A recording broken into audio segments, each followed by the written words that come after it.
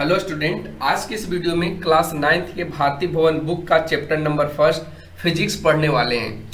इस चैप्टर का नाम विज्ञान और मापन है। इस चैप्टर में जो भी जरूरत की चीजें हैं, जो भी हम लोगों के एग्जाम में प्रश्न बनते हैं, उन सभी को हमने यहाँ पे हाईलाइट करके रखा ताकि आप लोगों को पढ़ने में कोई दिक्कत ना हो और आसानी से आप उसका शॉर्ट नोट्स बना सकें और आप एग्जाम में अच्छे स्कोर प्राप्त कर सकें। ठीक है, तो ये सारी चीज़ों को हमने हाईलाइट किया, जो ज़रूरत की चीज़ें हैं, जो हम लोगों को पढ़ने से एग्जाम में क्वेश्चन आएंगे, ये सारे के सारे हमने यहाँ पे हाईलाइट करके रखा है। इस चैप्टर का क्वेश्चन आंसर भी आपको प्रोवाइड कराया जाएगा। ये सारे जो क्वेश्चन हैं इनका भी आंसर प्रोवाइड कराया जाएगा, लेकिन यदि आप इस चैप्टर को पढ़ लेते हैं तो हमें पूर्ण विश्वास है कि आप इसका आंसर खुद से लिख पाएंगे। आपको किसी भी आंसर क्वेश्चन का वीडियो की जरूरत नहीं पड़ेगी। अगर आप लोगों को फिर भी जरूरत पड़ती है तो इसका आंसर क्वेश्चन भी हम कराएंगे। इसके लिए आप थोड़ा सा वेट कीजिए, आपको मिल जाएगा।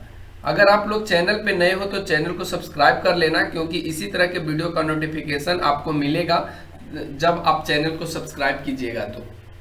ठीक है, अब चलिए आगे के हम लोग टॉपिक्स को स्टेप टू स्टेप पढ़ते हैं और देखते हैं और समझते हुए भी चलते हैं। तो फर्स्ट जो टॉपिक आता है वो कहता है कि विज्ञान कहते किसे हैं। ठीक है, इन चीजों को यहाँ पे समझना है। विज्ञान के कितने पार्ट हैं, ये सारे के सारे चीज आपको इन्हीं 5 पॉइंट्स में समझ में आ जाएंगे। ठीक है, अब सबसे पहले चलिए विज्ञान कहते किसे हैं। तो सावधानी पूर्वक और क्रमबद्ध तरीके से जो प्रयोगों और परीक्षणों के द्वारा जो प्राप्त ज्ञान होता है उसी को हम लोग विज्ञान कहते हैं। ये वाले पॉइंट्स को आप देखिए और इस वाले पॉइंट्स को नोट कर लीजिए कहीं पे कि सावधानी पूर्वक और क्रमबद्ध तरीके से किए गए प्रयोगों और परीक्षणों के द्वारा प्राप्त ज्ञान को ही विज्ञान कहते हैं। विज्ञान का भी 2 पार्ट होता है, ये 2 पार्ट में डिवाइड होते हैं। फर्स्ट आपका भौतिकी विज्ञान होता है और सेकंड आपका जीव विज्ञान होता है। और भौतिक विज्ञान जो फिजिकल साइंस है वो भी उसका जो संबंध होता है वो निर्जीव पदार्थों से होता है और उससे संबंधित जो घटनाएं होती है उनके बारे में पढ़ना होता है, उसी को हम लोग भौतिक विज्ञान कहते हैं। ठीक है, जबकि जीव विज्ञान में क्या होता है, सजीव पदार्थों के बारे में पढ़ना होता है और उससे संबंधित जो भी घटना होती है उनको विश्लेषण करना होता है, उनको समझना होता है, उनको अच्छे से पढ़ना होता है, उसी को हम लोग जीव विज्ञान कहते हैं। ठीक है, तो आप दोनों पॉइंट्स को कवर कर लिए कि भौतिक विज्ञान में क्या होता है और जीव विज्ञान में क्या होता है, विज्ञान कहते किसे हैं और विज्ञान कितने प्रकार के होते हैं या इनकी कितनी शाखाएं हैं। ठीक है, तो इतना आपको क्लियर हो गया होगा। अब यहाँ पे हम लोगों को पढ़ना है कि भौतिक विज्ञान की जो 2 शाखाएं हैं वो भी 2 पार्ट में बटी हुई है। भौतिक विज्ञान भी कितने पार्ट में बटी हुई है, 2 पार्ट में बटी हुई, 2 भागों में बटा हुआ है। एक तो आपका भौतिकी हो गया जिसे फिजिक्स कहते हैं और सेकंड आपका रसायन शास्त्र हो गया जिसे आप केमिस्ट्री कहते हैं। जीव विज्ञान भी 2 पार्ट में बट गई है।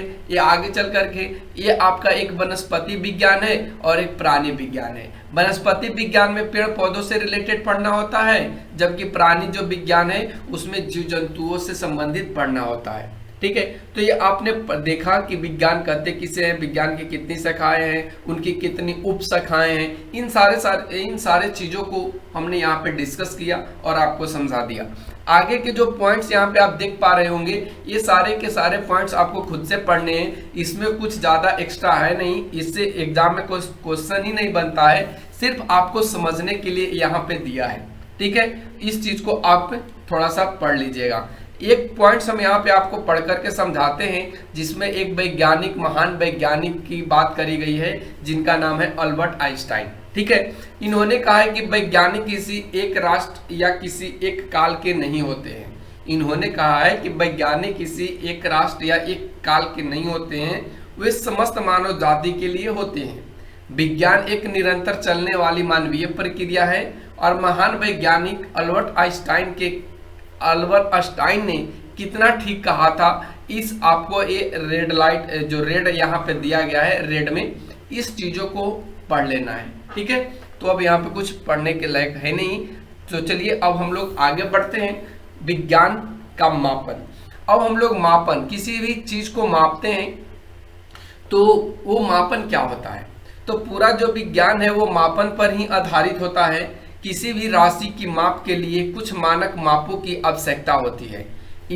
इसी मानक को उस राशि का मात्रक कहते हैं। यानी किसी भी आप राशि को मापिए उसके लिए आपको मानक माप की आवश्यकता पड़ती है। मानक माप कहने का मतलब सभी लोग उसे मानते हैं कि इसे मापा जाता है, ठीक है, इससे इतना मीटर होता है, इससे इतना, मतलब हर व्यक्ति उस चीज से परिचित होता है।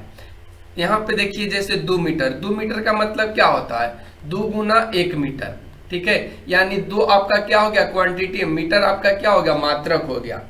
तो यही चीज आपको यहाँ पे समझाया गया है। एक मात्रक जिसमें राशि को व्यक्त किया जाता है, अभी हमने यहाँ पे आपको समझाया मात्रक में क्या होता है, एक राशि को व्यक्त किया जाता है, और सेकंड में एक संख्याक यानी न्यूमेरल नंबर को बताया जाता है। जैसे कि यहाँ पे 2m लिखा हुआ है, इसका मतलब क्या, 2 मीटर, ये आपका क्या है, मात्रक है, और इधर वाला क्या है, संख्यांक है। तो यही चीज अभी आपको हमने समझाया और यही चीज यहाँ पे दिया भी है। अब चलिए भौतिक राशियां क्या होती हैं इनके बारे में थोड़ा सा समझते हैं। भौतिक राशियां क्या होती है, आइए जानते हैं। भौतिकी के नियमों को जिन पदों में व्यक्त किया जाता है उन्हें भौतिक राशियां कहते हैं। यानी भौतिक के नियम कहने का मतलब जो भी फिजिक्स के नियम होते हैं उनको कोई पद में आप जब व्यक्त करते हैं, पद में लिखते हैं, तो उन्हें भौतिक राशि कहते हैं। जैसे कि लंबाई, द्रव्यमान, समय, बल, ऊर्जा, वेग, ये सभी भौतिक के नियम है, और ये सभी भौतिक के नियम के पदों में व्यक्त भी किए जाते हैं। जैसे यहाँ पे लिख दिया जाए 2 न्यूटन, 3 मीटर, 12 मीटर, ये सभी क्या है, भौतिक के नियम में ही लिखे गए टर्म है, ठीक है, कोई अलग से लिखा गया चीज नहीं है। तो यही चीज यहाँ पे इस परिभाषा में बताया गया है। अब चलिए आगे बढ़ते हैं तो देखते हैं कि भौतिक राशियां भी है वो 2 पार्ट में बटी हुई हैं। एक इनका आधारी राशियां कहते हैं और सेकंड को व्युत्पन्न राशियां कहते हैं, यानी बेस एंड बेसिक क्वांटिटीज, और सेकंड को डिराइव्ड क्वांटिटीज कहा जाता है। अब आधारी राशियां क्या होती है, आइए इसको भी समझ लेते हैं।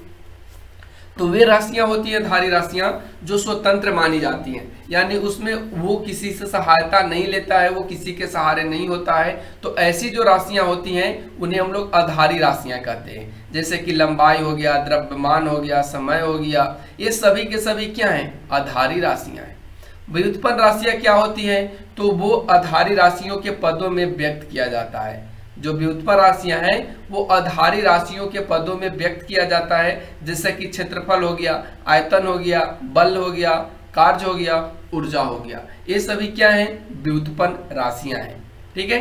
अब चलिए आगे के पॉइंट्स में बढ़ते हैं। आगे के टॉपिक में मात्रकों की पद्धति, मात्रकों के पद्धति के बारे में जानेंगे कि मात्रक की कौन कौन सी पद्धति है। तो सबसे पहले यहाँ पे आधारी राशियां जो थी उनका जो मात्रक होता है उसी को आधारी मात्रक कहते हैं, और व्युत्पन्न राशियों के जो मात्रक होते हैं उनको हम लोग व्युत्पन्न मात्रक कहते हैं।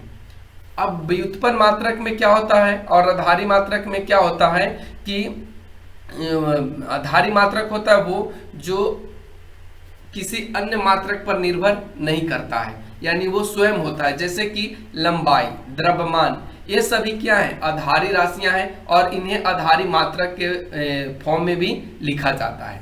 लेकिन व्युत्पन्न क्या होता है, वो किसी न किसी मात्रक पर निर्भर होता है, और वो ज्यादातर आधारी मात्रकों पर निर्भर होता है, ठीक है। ज्यादातर किस पर मात्रक निर्भर होता है, तो वो आधारी मात्रक पर निर्भर होता है। जैसे कि यहाँ क्षेत्रफल मापने के लिए आप वर्ग सेंटीमीटर का प्रयोग करते हैं, तो यह मात्रक उस वर्ग का क्षेत्रफल है जिसका प्रत्येक भुजा 1 सेंटीमीटर का है, ठीक है। तो ये सारे के सारे चीज यहाँ पे हैं। अब यहाँ पे चलिए कुछ मात्रकों के पद्धति को जानते हैं जो पूरे विश्व में प्रचलित है। जैसे कि फुट पाउंड सेकंड पद्धति, फुट पाउंड सेकंड पद्धति, इसको FPS भी कहते हैं। और इसका कहने का पीछे का रीजन क्या है, क्योंकि इस पद्धति में लंबाई को फुट में मापा जाता है, और द्रव्यमान को पाउंड में मापा जाता है, और समय को सेकंड में मापा जाता है। इसी कारण इसे फुट पाउंड सेकंड पद्धति भी कहते हैं। और यह जो पद्धति है वो ब्रिटिश पद्धति के नाम से भी जाना जाता है। ये जो पद्धति है फुट पाउंड सेकंड प्रणाली या पद्धति, ये क्या है, तो ये ब्रिटिश यानी ब्रिटेन के द्वारा ये सिस्टम बनाया गया था। अब आगे का जो है वो सेंटीग्राम सेकंड प्रणाली है। इसको हम लोग शॉर्ट में सीजीएस कहते हैं। क्या बोलते हैं? सीजीएस बोलते हैं। और इस पद्धति में लंबाई को सेंटीमीटर में मापा जाता है, द्रव्यमान को ग्राम में मापा जाता है और समय को सेकंड में मापा जाता है। ठीक है, और इस पद्धति को मीटर पद्धति के नाम से भी जाना जाता है। कौन से पद्धति के नाम से जाना जाता है? मीटरी पद्धति के नाम से भी इसे जाना जाता है। थर्ड जो हम लोगों का आता है उसका नाम है मीटर किलोग्राम सेकंड पद्धति। इस पद्धति को हम लोग शॉर्ट में एमकेएस पद्धति भी कहते हैं। कौन सा पद्धति कहते हैं? एमकेएस पद्धति कहते हैं। और इसमें जो लंबाई है उसको मीटर में मापा जाता है, द्रव्यमान है उसको किलोग्राम में मापते हैं और समय है उसे सेकंड में मापते हैं। तो ये आपका हो गया एमकेएस पद्धति, मीटर किलोग्राम सेकंड पद्धति। तो ये सारे के सारे चीज आपको कवर हो गए होंगे, आपको कोई परेशानी नहीं हुआ होगा। अब चलिए आगे के पॉइंट्स में देखते हैं। अगला जो पॉइंट्स आता है वो अंतर्राष्ट्रीय पद्धति को लेकर के बात आता है, जिसको हम लोग एसआई यूनिट बोलते हैं। क्या बोलते हैं? एसआई यूनिट बोलते हैं या एसआई मात्रक बोलते हैं। ठीक है, अब ये एसआई मात्रक क्या है आइए जानते हैं, इसकी शुरुआत भी कैसे हुई, इन चीजों को भी समझते हैं। तो देखिए, कहता है कि अक्टूबर 1960 में पेरिस के निकट एक सेवरे नाम का स्थान है जहां 21वीं माप तौल की महासम्मेलन बुलाई गई थी। इसमें लंबी परिचर्चाओं के बाद एक नई अंतर्राष्ट्रीय पद्धति की शुरुआत की गई जिसे एसआई यूनिट कहा गया। इसमें 6 आधारी मात्रकों को परिभाषित किया गया, लेकिन 1970 में फिर से इसका सम्मेलन हुआ और उसमें एक और 7वां आधारी मात्रक मोल है उसको जोड़ा गया। यानी अब जो है मात्रक उनकी संख्या कितनी हो गई? वो मात्रक की संख्या 7 हो गई।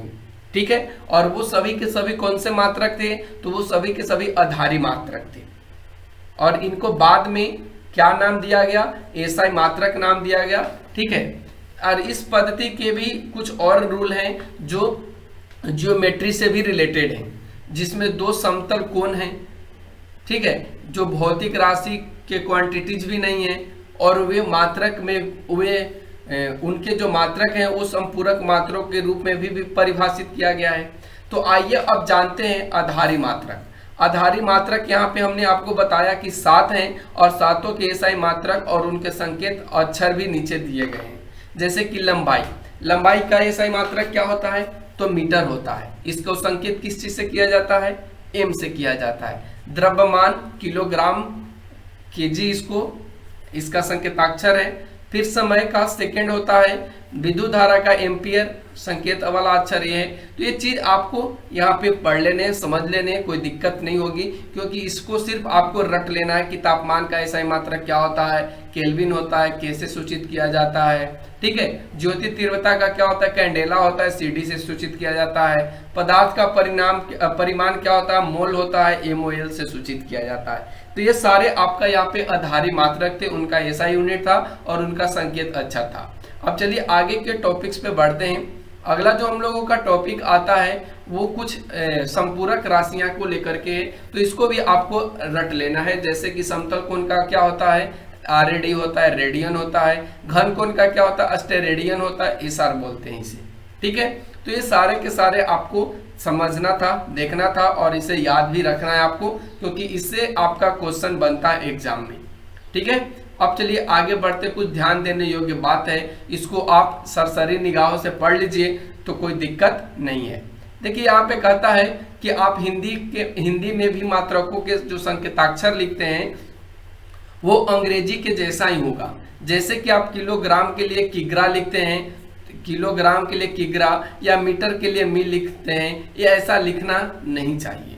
ठीक है, मात्रकों में अंग्रेजी के नाम को कैपिटल लेटर से प्रारंभ नहीं करना चाहिए। जैसे कि 1 एम्पियर की धारा लिखना है तो 1 एम्पियर ऐसे लिखा जाएगा, न कि 1 एम्पियर ऐसे आप लिखें।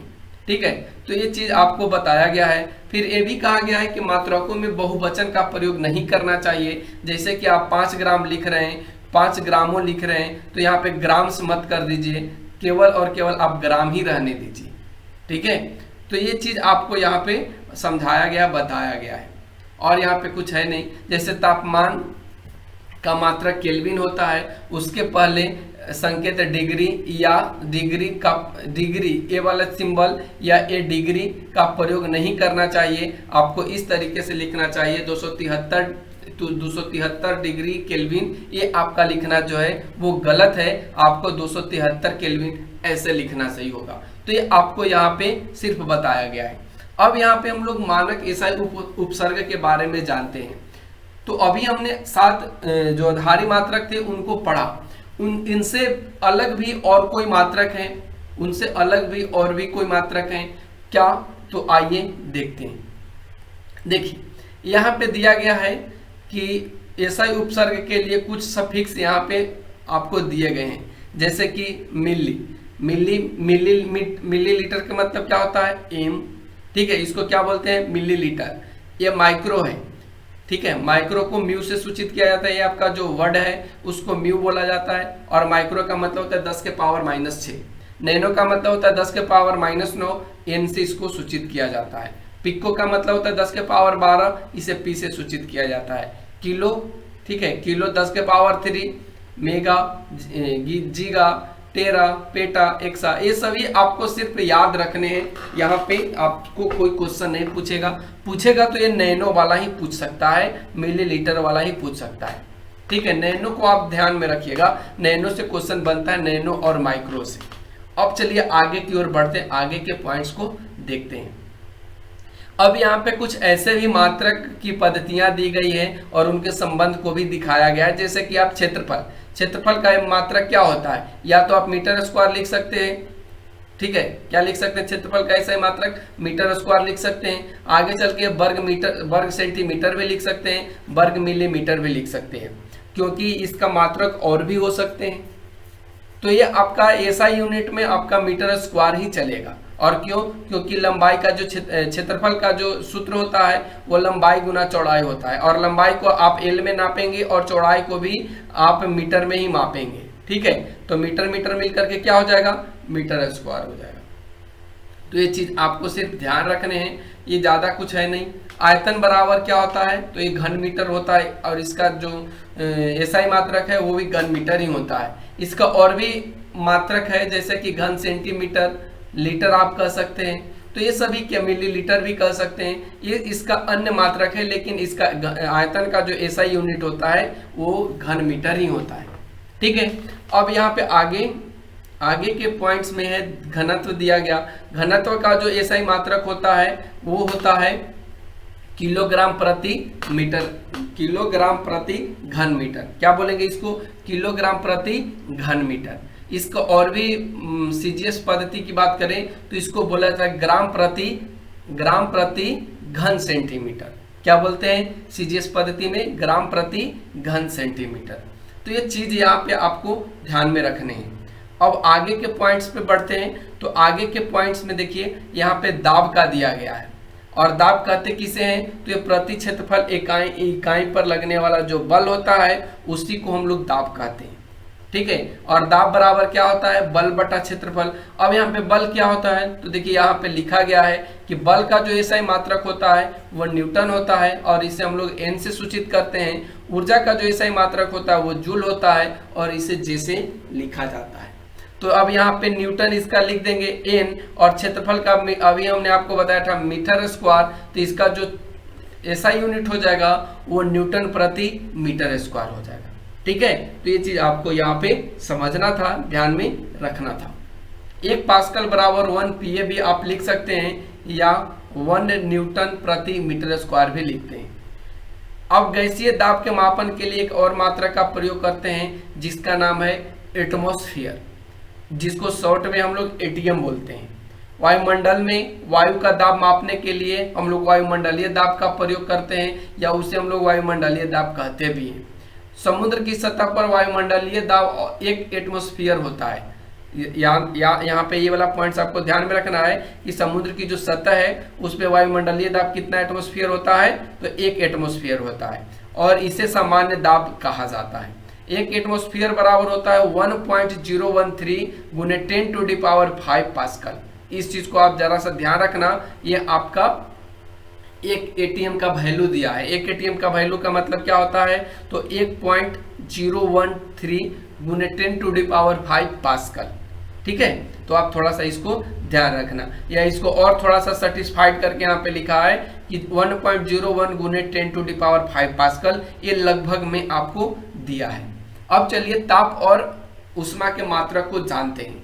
इसमें क्या है कि ताप का जो मात्रक होता है उसको केल्विन कहा जाता है। क्या कहा जाता है? केल्विन कहा जाता है। और इस मापक्रम पे बर्फ क्या होता है? गलना शुरू करता है और उसका जो वैल्यू होता है वो 273.15 होता है। और जल का जो क्वथनांक, क्वथनांक कहने का मतलब उबलना, जल जब उबलने लगता है उस समय इसका जो ताप होता है वो 373.15 केल्विन होता है। इनके बीच की लंबाई को सेल्सियस मापक्रम जैसे कि 100 बराबर भागों में बांटा जाता है और प्रत्येक भाग को 1 केल्विन कहा जाता है। ठीक है, यानी ये आपको बताया है कि जल जब पिघलना यानी गलना स्टार्ट करता है तो उस समय 273 डिग्री केल्विन होता है, और जब ये जलना यानी कि उबलने लग जाता है तब इसका जो वैल्यू होता है वो 373.15 केल्विन हो जाता है। बर्फ का जो गलनांक होता है सेल्सियस, डिग्री सेल्सियस की बात करें तो ये 0 डिग्री सेल्सियस में गलने लगता है, और केल्विन में बात करें तो ये 273 केल्विन में ये गलने लग जाता है। और जल का जो क्वथनांक है यानी जल उबलने लगता है तो डिग्री सेल्सियस में बात करें तो ये 100 डिग्री सेल्सियस में होता है, जबकि केल्विन में बात करें तो ये 373 केल्विन में होता है। तो ये चीज आप समझ पाए होंगे। 1 केल्विन का मान सेल्सियस मापक्रम के एक विभाग 1 डिग्री सेल्सियस के बराबर होता है।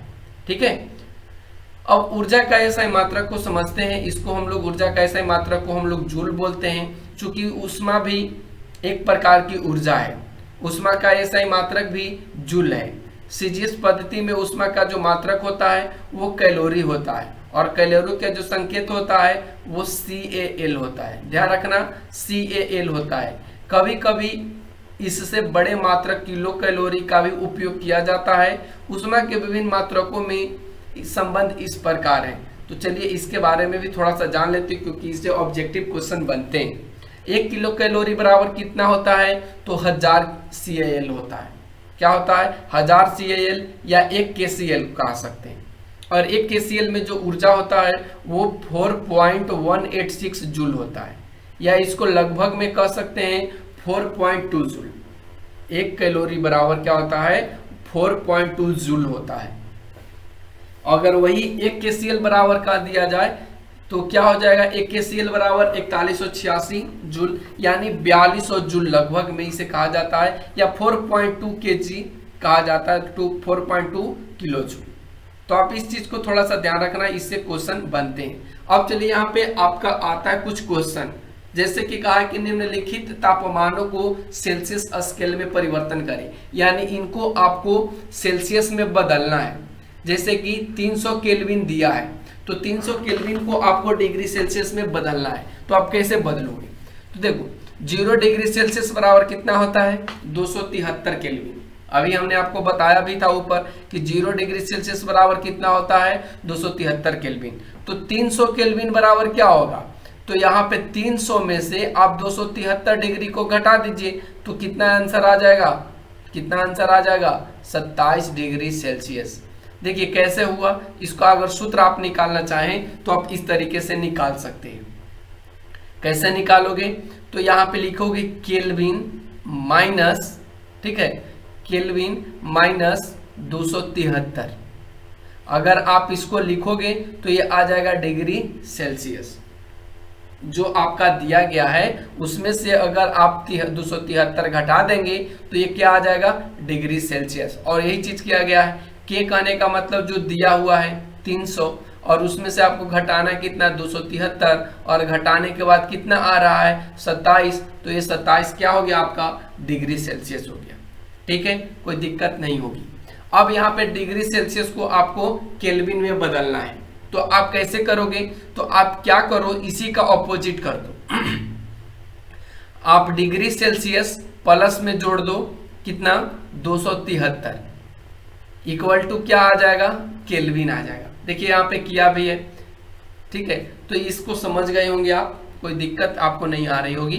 अब आगे के क्वेश्चन में बढ़ते हैं। अगला क्वेश्चन कहता है कि लोहे के एक टुकड़े का आयतन 0.45 घन मीटर है और इसका द्रव्यमान 3510 किलोग्राम है। तो लोहे का घनत्व ज्ञात कीजिए। तो सबसे पहले आप देखिए कि लोहे का घनत्व कितना है। तो लोहे का घनत्व यहाँ पे दिया गया है, उसका भार भी दिया गया है। तो लोहे का घनत्व आपसे पूछा है, तो घनत्व बराबर क्या होता है, द्रव्यमान बटा आयतन। आप यहाँ पे निकाल लीजिए, द्रव्यमान कितना था इसका 3510, तो यहाँ पे 3510 कर दिया गया, बटा में जो इसका आयतन था उसको लिख दिया गया और इससे डिवाइड कर दिया गया। तो आपका यहाँ पे आंसर आ गया। फिर 4 नंबर का आता है कि 1 फुट को मीटर में व्यक्त कीजिए। तो 1 फुट को मीटर में व्यक्त करने के लिए आपको इंच के बारे में जानकारी प्राप्त करना होगा। तो 1 इंच में कितना सेंटीमीटर होता है, 1 इंच में 2.54 सेंटीमीटर होता है। अब 1 इंच बराबर इतना होता है, तो 1 फुट में कितना होता है, 12 इंच होता है। तो 1 फुट बराबर 12 इंच बराबर इतना से आपको गुना कर देना है। तो जैसे आप गुना करेंगे तो ये आपका सेंटीमीटर में आ गया। अब सेंटीमीटर से आपको मीटर में चेंज करने के लिए क्या करेंगे, 100 से भाग करेंगे। तो जब 100 से भाग करेंगे तो ये किस चीज में आ जाएगा, मीटर में आ जाएगा। तो कोई दिक्कत नहीं हो रही होगी आपको समझने में यहाँ पे। फिर आगे का जो क्वेश्चन दिया गया, थोड़ा सा यहाँ पे हम मिटा लेते हैं, क्वेश्चन थोड़ा सा दिख नहीं रहा है। देखिए क्वेश्चन आगे का जो है उसमें कह रहा है कि 1 वर्ष में प्रकाश द्वारा तय की गई दूरी को प्रकाश वर्ष कहते हैं। 1 वर्ष में प्रकाश द्वारा तय की गई जो दूरी है उसी को हम लोग प्रकाश वर्ष कहते हैं। और इस दूरी को किलोमीटर में व्यक्त कीजिए। प्रकाश 1 सेकेंड में इतना यानी 2.998 गुने 10⁸ मीटर दूरी तय करता है। तो पहले आप देखिए कि 1 सेकेंड में कितना दूरी तय करता है, इतना। तो 1 वर्ष में कितना दिन होता है, 365 दिन होता है। तो 365 दिन में आप क्या कीजिए, 365 दिन को तोड़ दीजिए। किस चीज में, 365 दिन को दिन में तोड़िए, फिर घंटा में तोड़िए, फिर सेकंड में तोड़ दिए। यानी कुल टोटल यहाँ पे तोड़ने के बाद क्या आ रहा है, तो 9.46 गुने 10⁵ मीटर। और इसको जब मीटर से किलोमीटर में चेंज करेंगे तो यहाँ पे 1000 से भाग देना होगा। और जैसे आप 1000 से भाग देंगे तो यहाँ पे 10 के पावर 15 है, तो 10 के पावर 12 आ जाएगा घट करके। ठीक है, तो कोई दिक्कत यहाँ पे नहीं आ रही होगी। तो ये सारे क्वेश्चन न्यूमेरिकल थे, आप इसको कर लीजिएगा। अब यहाँ पे आता है आपका ऑब्जेक्टिव और खाली जगह को भरने वाले क्वेश्चन। तो ऑब्जेक्टिव कहता है कि मापन मुख्य रूप से एक प्रक्रिया है। किसका प्रक्रिया है, तो गणना करने का है, बदलने का है, तुलना करने का है, या अंतर स्पष्ट करने का है। तो मापन मुख्य रूप से क्रिया किस चीज का है, गणना करने के लिए, गिनने के लिए। यहाँ इसका आंसर भी दिया है, थोड़ा सा ध्यान में रखना किस चीज में होगा। तो यहाँ पे देखिए तुलना करने के लिए होगा, सॉरी यहाँ पे मिस्टेक हो गया, तुलना करने के लिए होगा। तो ये सारे चीज को आप खुद से इसका कर सकते हो, कोई दिक्कत नहीं है। इसका हम क्वेश्चन आंसर अगले वीडियो में आप लोगों को प्रोवाइड करवा देंगे। तो कैसा लगा ये वीडियो, आज के लिए बस इतना ही। फिर मिलते हैं अगले वीडियो और अगले कंटेंट के साथ। तब तक चैनल पे बने रहने के लिए चैनल को सब्सक्राइब कीजिए। Thanks for watching, take care, bye bye.